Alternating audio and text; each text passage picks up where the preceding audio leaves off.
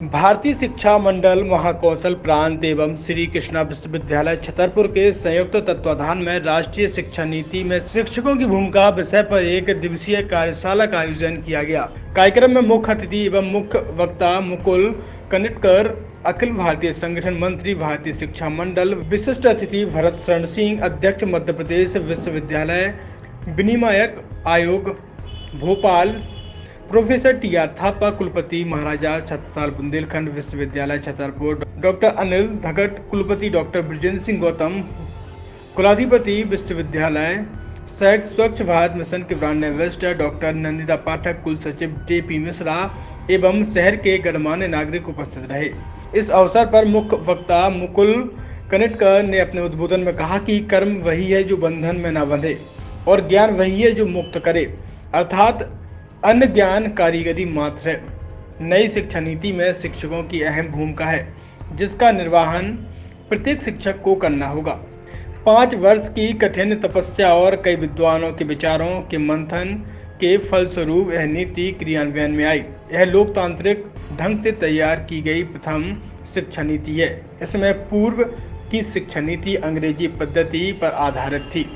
गुरुकुल में हमारी शिक्षा समाज पोषित थी, जिसमें शिष्यों के द्वारा अपनी आमदनी का 10वां हिस्सा अपने गुरुकुल को भेंट करते थे, जिसमें गुरुकुल सुचारू रूप से संचालित होते थे।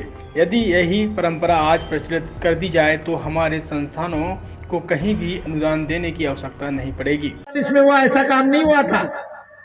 अनुसंधान करके, रिसर्च करके शिवाजी के राज्याभिषेक से पहले 26 पुस्तकें लिखवाई गई थी रिसर्च करके।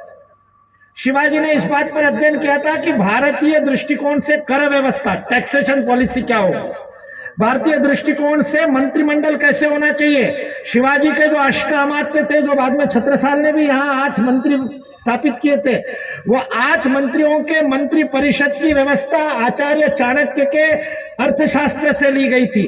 पूरा अनुसंधान करके भारत में भारतीय व्यवस्था की स्थापना हुई थी।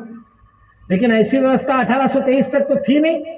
फिर 1823 में ये 7 लाख गुरुकुल, 7 लाख गांवों में लाखों गुरुकुल चलते कैसे थे? जब उसके ऊपर अनुसंधान किया तो मुझे पता चला एक अद्भुत व्यवस्था इस देश में थी। इस देश में व्यवस्था ऐसी थी कि प्रत्येक बालक को शिक्षा देना समाज का काम है, और शिक्षित होने के बाद जब वो आमदनी करेगा, जब वो कमाई करेगा, चाहे व्यापार करे, चाहे नौकरी करे, चाहे वो राजा बने, चाहे वो पौरोहित्य करे, जो भी काम करेगा उसको जितनी आमदनी होगी उसका दशांश 10%, दशांश 10% अपनी आमदनी का अपने गुरुकुल को देगा। आप कल्पना कीजिए, भारतीय विश्वविद्यालयों के एल्युमनी, पूर्व छात्र अपने अपने विद्यालय और महाविद्यालय को अपनी आमदनी का 10% देना शुरू कर दे, सरकार के दान की, अनुदान की आवश्यकता रहेगी क्या? आईआईटी दिल्ली और आईआईटी मुंबई के सारे एल्युमनी 10% आमदनी देना शुरू कर दे। सुंदर पिचाई जिस सरकारी स्कूल में पढ़ाता,